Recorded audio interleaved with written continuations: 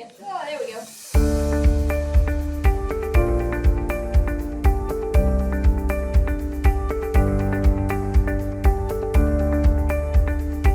Well, it's really interesting to get a woman's take on the subject of protection before they've even married.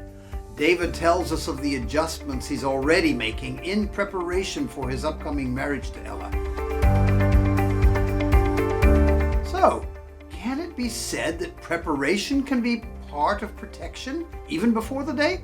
Great that you could join us. A fight almost going on the borders.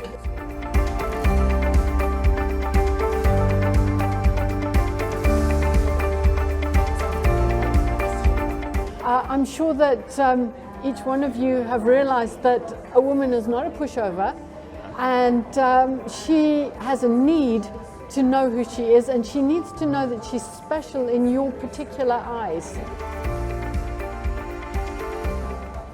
Have you ever had any experience where you've been put on the line because that respect issue has not been recognized by your wife or girlfriend, and now you need to do something? Obviously, we aren't married yet, me and Ella, but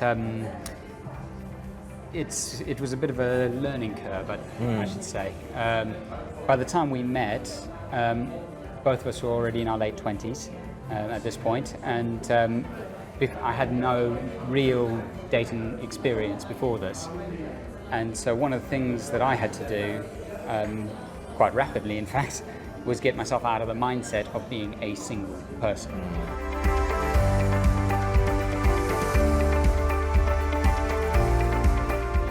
So Did you find that hard to do? initially, it was difficult because I had to kind of change my way of thinking. Like, for example, something innocuous like crossing the road. Okay, this might seem like something really trite, and if I was on my own in the middle of a city, I will look at the traffic. When it's clear or the light turns green, I cross the road.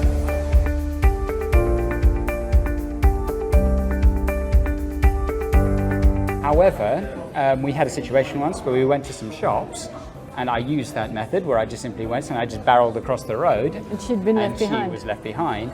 And she whispered something to me and said, "A gentleman would have waited." And which really resonated. So now, what we now do is essentially I hold her hand whenever we cross the road to make sure that she is with me.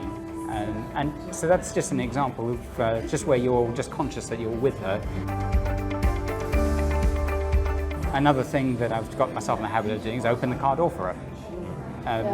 It may seem old-fashioned, but actually women... Yeah, it does actually say it makes a statement. Yeah.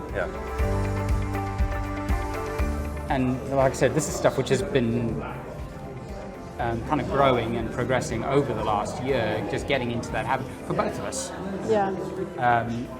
And always thinking of the other person. And I think that's, well, the hope and plan is that we're just being able to set a good foundation with this, so that by the time we come to take the next step, we'll have a bit more of a springboard to go from. I see. What's that?